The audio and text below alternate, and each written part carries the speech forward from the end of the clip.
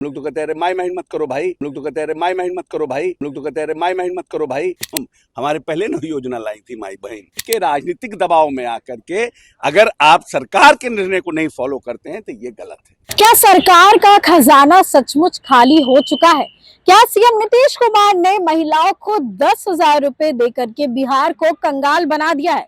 इस बात का जवाब देते हुए नजर आए हैं बिहार सरकार में मंत्री अशोक चौधरी। नमस्कार, आप देख रहे हैं देशवा न्यूज, मैं हूं आपके साथ वैष्णवी। कल बिहार विधानसभा में नेता प्रतिपक्ष तेजस्वी यादव पहुंचते और ऐसे में उन्होंने कहा कि भ्रष्टाचार की वजह से बिहार का खजाना खाली हो चुका है, यानी कि बिहार पूरी तरीके से अब कंगाल हो चुका है। यहाँ पर तानाशाही, घुसखोरी, भ्रष्टाचारी जो है वो चरम सीमा पर है। आपराधिक मामलों में वृद्धि देखने को मिल रही है। एक तरफ जहां तेजस्वी ने सरकार पर हमला बोला है और सवाल खड़े किए हैं, वहीं दूसरी तरफ बिहार सरकार में मंत्री अशोक चौधरी ने इन सभी बातों का जवाब दिया है और बताया है कि क्या सही में बिहार में मुख्यमंत्री नीतीश कुमार ने जो महिलाओं को 10-10 हजार रुपए दिए थे उसकी वजह से सरकार कंगाल हो चुकी है। क्या कुछ कह रहे हैं अशोक चौधरी, पहले वो सुने। से जो विधायक हैं वो समझते हैं कि ये हमारी योजना है और बहुत से जगहों पर उन लोगों ने मतलब मुख्यमंत्री का भी नाम नहीं दिया और उप मुख्यमंत्री का भी नाम दिया, सिर्फ अपना नाम लगा लेते हैं। तो वैसे कार्यपालक अभियंताओं को चिन्हित करने के लिए कहा गया है और खास करके जो पटोरी के जिसके लिए माननीय सदस्य तरुण जी ने प्रश्न उठाया था और जिसका उन्होंने फोटो दिखाने का काम किया, उसके ऊपर शोकॉज होगा और उस पर विभागीय कार्रवाई चलेगी। क्योंकि सरकार का ये निर्णय है, आप किसी के राजनीतिक दबाव में आकर के अगर आप सरकार के निर्णय को नहीं फॉलो करते हैं तो ये गलत है। और माननीय विधान परिषद के सदस्यों का नाम ऊपर रखना है, विधान सभा के सदस्यों।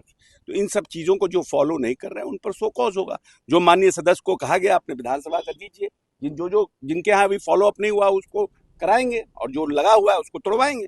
बिहार में आर्थिक संकट की बात कही जा रही है, खजाना खाली होने की चर्चा चल रही है। कौन बोल रहा है? सर, इधर एक पत्र जारी हुआ है जिसमें मार्च क्लोजिंग के समय ठेकेदारों को जो राशि दी जाती है उस पर रोक लगा। विपक्ष सवाल नहीं, वो तो देखिए मार्च के समय में ये सब जो मार्च लूट की बात कही जाती थी कि लगातार मार्च के समय में अंधाधुंध पेमेंट होता था, तो उसको कटेल करने के लिए कोई नई बात, पहली बार व्यवस्था नहीं है, व्यवस्था हमेशा रहती है। लेकिन इस बार फरवरी में ही ऐसी नहीं, फरवरी में इसलिए लगाया गया है क्योंकि अभी जो हम लोगों का वित्त विभाग का काम है, रूटीन वर्क है। बिहार की पूर्व मुख्यमंत्री राबड़ी देवी ने कहा है कि सब चौपट है, आप लोगों ने 10-10 हजार फ्री में बांटे इसलिए खजाना खाली हो गया, खजाना खाली कर दिया आप लोगों ने। नहीं, अब वो तो हमारे पहले न योजना लाई थी माई बहन, नाम भी ऐसे ही चुने थे कि पब्लिक एक्सेप्ट ही नहीं किया। हम लोग तो कहते हैं अरे माई माइंड मत करो भाई, यही कहा जाता है ना। तो वैसे योजना लाए, तब वो भी तो योजना लाई थी तो कहाँ से लाती वित्तीय व्यवस्था? तो ये दोहरा चरित्र नहीं होना चाहिए ना। आपने पहले हमसे अनाउंस किया, आपने हमसे पहले अनाउंस किया, तो आप कहाँ से लाते? अगर हमारे से खजाना खाली हो गया तो आपसे कैसे खजाना बढ़ जाता, बताइए। तो जो चीज जीवन में किसी दूसरे को नहीं अच्छा लगता हो वो अपने ऊपर भी नहीं लागू होता है। आपको लग रहा है कि हम किए तो बड़ा अच्छा है, वो कर दिए तो खराब हो गया।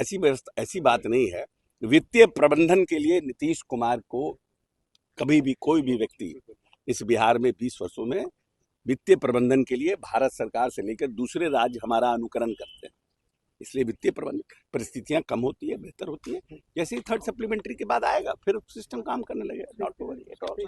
न पैसे की कोई कमी है, न विकास पर कोई जो हमारी स्कीम्स है उस पर कोई दिक्कत। तो आपने सुना, अशोक चौधरी का साफ कहना है कि ये जो वित्त प्रणाली है उस हिसाब से काम हो रहा है। और अगर माई बहन योजना की बात कर ले जो कि तेजस्वी यादव लाने वाले थे, अगर वो लाते तो वो कहां से पैसे देते, तब खजाना खाली नहीं होता क्या?